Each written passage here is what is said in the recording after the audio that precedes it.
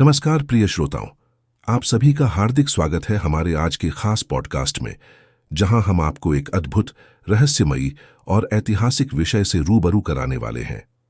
आज हम बात करेंगे एक ऐसी नदी की जिसका उल्लेख वेदों और पुराणों में मिलता है, जिसका नाम पूरे सनातन धर्म में आदर और श्रद्धा से लिया जाता है, लेकिन जो आज हमारे सामने नहीं है।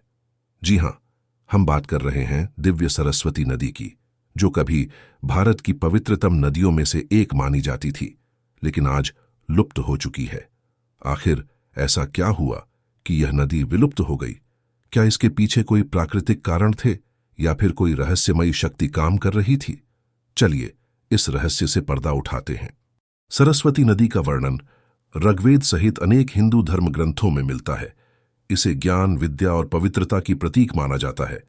ऋग्वेद में इसे एक विशाल और प्रवाहमान नदी के रूप में वर्णित किया गया है, जो हिमालय से निकलकर कई क्षेत्रों से होते हुए समुद्र में मिलती थी।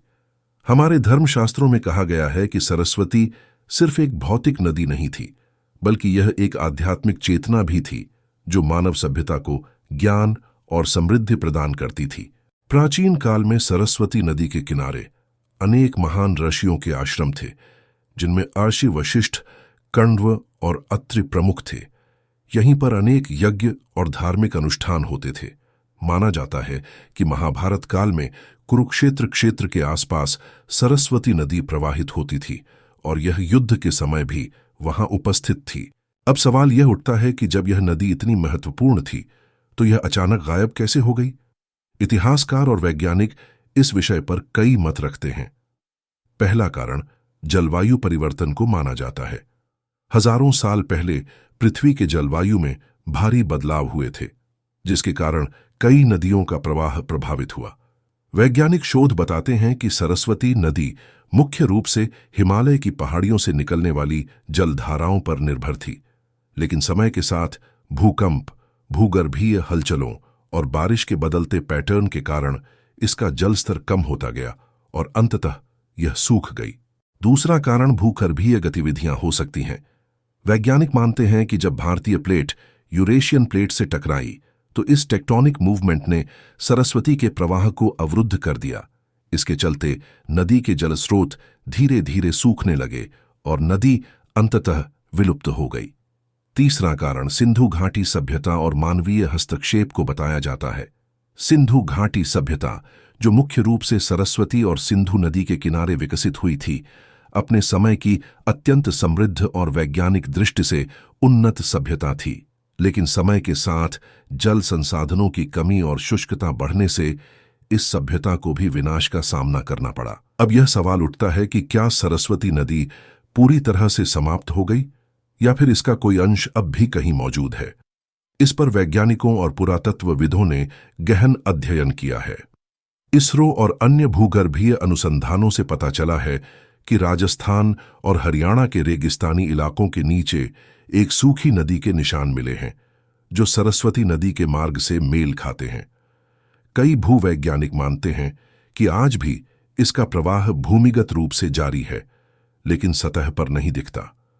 हाल ही में हरियाणा और राजस्थान में कई स्थानों पर खुदाई के दौरान कुछ जलधाराएं मिली हैं, जिन्हें सरस्वती नदी के अवशेष माना जा रहा है। सरकार और वैज्ञानिक इस नदी को पुनर्जीवित करने के लिए प्रयासरत हैं। कई परियोजनाएं चलाई जा रही हैं, जिनके तहत पानी को सरस्वती के पुराने मार्ग में फिर से प्रवाहित करने की योजना बनाई जा रही है। अगर यह संभव हो सका, तो यह न केवल ऐतिहासिक बल्कि धार्मिक और सांस्कृतिक दृष्टि से भी एक बड़ी उपलब्धि होगी। धार्मिक ग्रंथों में सरस्वती को सिर्फ एक नदी ही नहीं, बल्कि देवी सरस्वती के रूप में भी पूजा जाता है। वेदों में इसे ज्ञान और विद्या की देवी कहा गया है। कहा जाता है कि जहां सरस्वती प्रवाहित होती थी, वहां विद्या, बुद्धि और संस्कारों की वृद्धि होती थी। आज भी हम देवी सरस्वती की आराधना करते हैं और उनसे ज्ञान और विद्या की कामना करते हैं। आज भी सरस्वती नदी के अस्तित्व को लेकर शोध जारी है। यह नदी केवल भूगर्भीय दृष्टि से ही महत्वपूर्ण नहीं है, बल्कि यह भारतीय सभ्यता और संस्कृति का अभिन्न अंग भी है। यदि हम इस नदी को पुनर्जीवित कर पाए, तो इससे न केवल ऐतिहासिक धरोहर को बचाया जा सकेगा, बल्कि पर्यावरण और जल संकट का भी समाधान मिल सकता है। तो प्रिय श्रोताओं, यह थी सरस्वती नदी के लुप्त होने की कहानी। यह सिर्फ एक इतिहास नहीं है, बल्कि हमारी संस्कृति और आस्था से जुड़ा एक अहम पहलू भी है। यह हमें यह भी सिखाती है कि प्रकृति के साथ तालमेल बैठाना कितना जरूरी है।